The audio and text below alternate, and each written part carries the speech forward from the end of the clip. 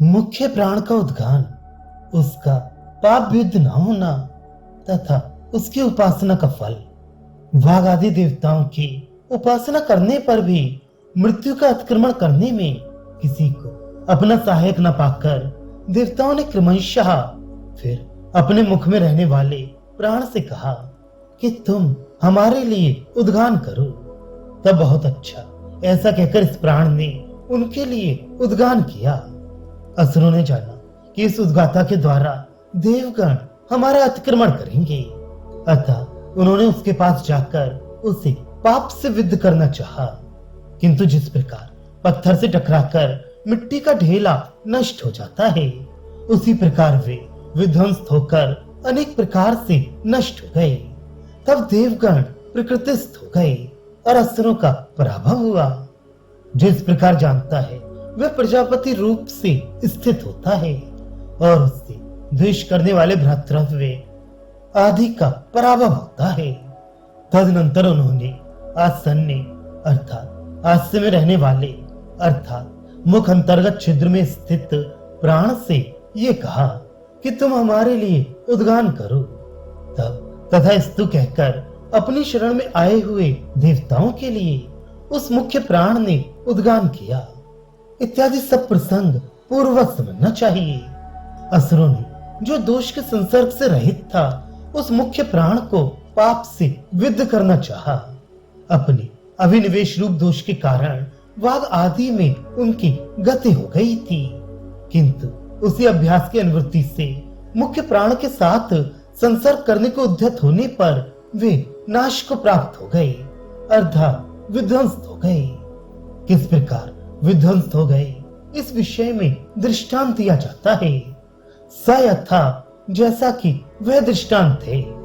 लोक में पाषाण को चूर्ण करने के लिए फेंका हुआ लोष्ट अर्थात मिट्टी का ढीला उस अश्मा यानी पत्थरों पर जाकर पहुंचकर अर्थात पत्थर को प्राप्त होकर स्वयं विध्वंस्त छिन्न भिन्न यानी चूर्ण हो जाता है। उसी प्रकार जैसा कि ये दृष्टांत है, वैसे ही वे असुरगण विध्वंस होकर विशेष रूप से ध्वस्त होकर विश्व यानी नाना गतियों को प्राप्त होते हुए विनष्ट हो गए। क्योंकि ऐसा हुआ इसलिए असुर भाव का विनाश हो जाने से दिवत्व के प्रतिबंध हुए स्वाभाविक अभिनिवेश जनित पाप से वियोग हो जाने के कारण असंसर्ग धर्मी मुख्य प्राण के आश्रय के प्रभाव से वाघ आदि देवगण प्रकृतिस्थ हो गए। वे क्या हो गए सो बतलाया जाता है। वे आगे बतलाए जाने वाले अपने अग्नि आदि रूप देव भाव को प्राप्त हो गए। पहले भी वे अग्नि आदि स्वरूपी थे। अपने स्वभाव जनित पाप से विज्ञान शक्ति के तिरस्कृत हो जाने से वे पिंड मात्र के अभिमान से युक्त हो गए थे। उस पाप का वियोग हो जाने से वे पिंड मात्र के अभिमान को त्याग कर शास्त्र समर्पित वाघ आदि अग्नि आदि रूपता के अभिमान से युक्त हो गए तथा उनके प्रतिपक्षी वे असुरगण पराभूत हो गए। वे पराभूत यानी विनष्ट हो गए।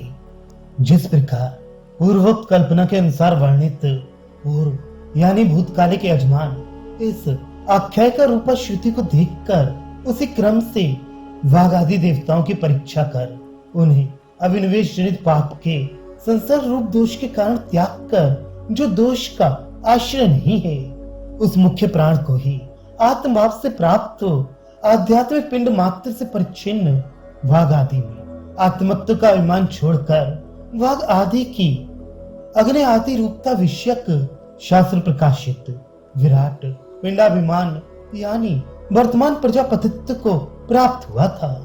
उसी प्रकार ये वर्तमान यजमान भी उसी क्रम से प्रजापति रूप से स्थित होता है तथा इसके प्रजापतित्व का प्रतिपक्ष भूत पाप रूपी द्वेष करने वाला भ्रातृव्य सौतेला भाई पराभव को प्राप्त होता है।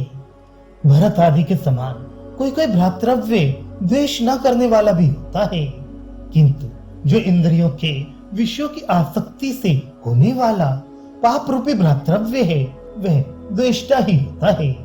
कारण कि वह आत्मा के पारमार्थिक स्वरूप के तिरस्कार का हेतु होता है। प्राण का संग होने पर मृत पिंड के समान पराभूत नष्ट हो जाता है। यह फल किसको मिलता है? इस पर श्रुति कहती है, जो ऐसा जानता है, अर्थात पूर्व यजमान के समान जो उपयुक्त प्राण को आत्म स्वरूप से जानता है,